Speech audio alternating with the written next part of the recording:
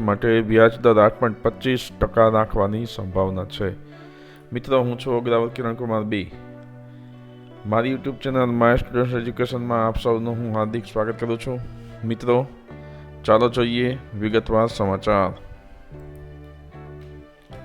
મિત્રો, મુખ્ય મુદ્દા આ પ્રમાણે છે। EPFO 2024-25 માટે 8.25% વ્યાજ દર જાળવી રાખી શકે છે।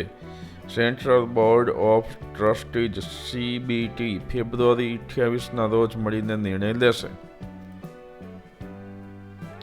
આ નિર્ણય 6.5 કરોડથી વધુ કર્મચારીઓને પ્રભાવિત કરશે। 2024-25માં અત્યાર સુધી 5 કરોડ દાવાઓનું પ્રોસેસિંગ કરવામાં આવ્યું છે અને કુલ રકમ રૂપિયા 2.05 લાખ કરોડ રકમ ચૂકવવામાં પણ આવી છે। આ માટે નાણાં મંત્રાલયની મંજૂરી જરૂરી છે। ચાલો જોઈએ વિગતવાર સમાચાર। કર્મચારીઓની ભવિષ્ય નિધિ સંસ્થા EPFO દ્વારા 2024-25 માટે ભવિષ્ય નિધિ એટલે કે PF જમા પર વ્યાજ દર 8.25% રાખવાની સંભાવના છે। ઇકોનોમિક ટાઈમ્સના અહેવાલ અનુસાર EPFO central board of trustees CBT 28 ફેબ્રુઆરીએ મળીને આ વ્યાજ દર નક્કી કરશે। જો CBT 8.25% વ્યાજ દર જાળવી રાખે તો તે છેલ્લા વર્ષ જેટલું જ રહેશે। EPFO માટે સારા નાણાકીય વર્ષની નોંધ। 2023-24ના નાણાકીય વર્ષમાં EPFO માટે સારા રિટર્ન અને સબસ્ક્રાઇબર આધાર વધવાનો ટ્રેન્ડ જોવા મળ્યો હતો। જોકે બીજી બાજુ EPFO દ્વારા સબસ્ક્રાઇબરના વધેલા દાવાઓ સ્વીકારવામાં આવ્યા હતા, જેનાથી ફંડની આઉટફ્લો પણ વધી હતી। સબસ્ક્રાઇબર પર સીધો પ્રભાવ પડશે। CBT દ્વારા લેવામાં આવતો આ નિર્ણય 6.5 કરોડથી વધુ કર્મચારીઓ માટે મહત્વપૂર્ણ સાબિત થશે। ઇકોનોમિક ટાઈમ્સના અહેવાલ અનુસાર 2024-25માં અત્યાર સુધીમાં EPFOએ 5 કરોડ દાવાઓનું પ્રોસેસિંગ કર્યું છે, જેની કુલ રકમ રૂપિયા 2.05 લાખ કરોડ છે।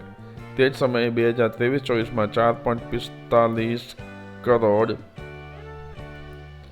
દાવાઓનું પ્રોસેસિંગ કરાયું હતું, જેની રકમ રૂપિયા 1.82 લાખ કરોડ હતી। આના માટે નાણાં મંત્રાલયની મંજૂરી ફરજિયાત છે। EPFO દ્વારા દર વર્ષે PF જમા પરના વ્યાજદરની ભલામણ CBT સમક્ષ કરવામાં આવે છે। CBTની મંજૂરી પછી નાણાં મંત્રાલયની મંજૂરી લેવાય છે। મંજૂર થયેલ વ્યાજ દર બાદમાં કર્મચારીઓના ખાતામાં જમા થાય છે, જે સામાન્ય રીતે નાણાકીય વર્ષના બીજા અડધા ભાગમાં થાય છે। પાછલા વર્ષના વ્યાજ દરની ઝાંખી આપણે જોઈએ। 2023-24 માટે EPFOએ 8.25% વ્યાજ આપ્યું હતું, જે લગભગ રૂપિયા 13 લાખ કરોડના કુલ મૂડી પર ગણવામાં આવ્યું હતું। આ વ્યાજ દર અત્યાર સુધીનું સૌથી વધુ ગણાય છે। હવે આ CBT શું છે?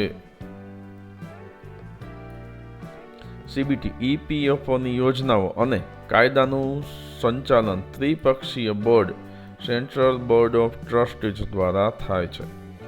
આ બોર્ડમાં કેન્દ્ર સરકાર, રાજ્ય સરકાર, નોકરીદાતાઓ અને કર્મચારીઓના પ્રતિનિધિઓ હોય છે।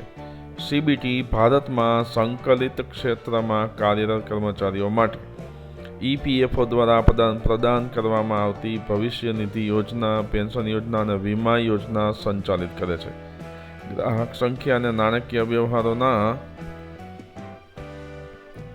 પ્રમાણમાં EPFO વિશ્વની સૌથી મોટી સંસ્થાઓમાંની એક છે। EPFOની નવી વ્યાજદરની જાહેરાત ફેબ્રુઆરી 28 પછી થશે। જો વ્યાજ દર 8.25% જાળવવામાં આવે તો તે કર્મચારીઓ માટે સ્થિર આવક પૂરું પાડશે। જો તમને PF અને EPFO વિશે વધુ માહિતી જોઈતી હોય તો અમારી ચેનલને સબસ્ક્રાઈબ કરો અને વધુ અપડેટ માટે જોડાયેલા રહો। મિત્રો, આવા જ અન્ય સમાચારો જાણવા માટે મારી યુટ્યુબ ચેનલ માય સ્ટુડન્ટ એજ્યુકેશનને તમે સબસ્ક્રાઈબ કરજો। તમારા અન્ય મિત્રોને પણ શેર કરજો। ધન્યવાદ।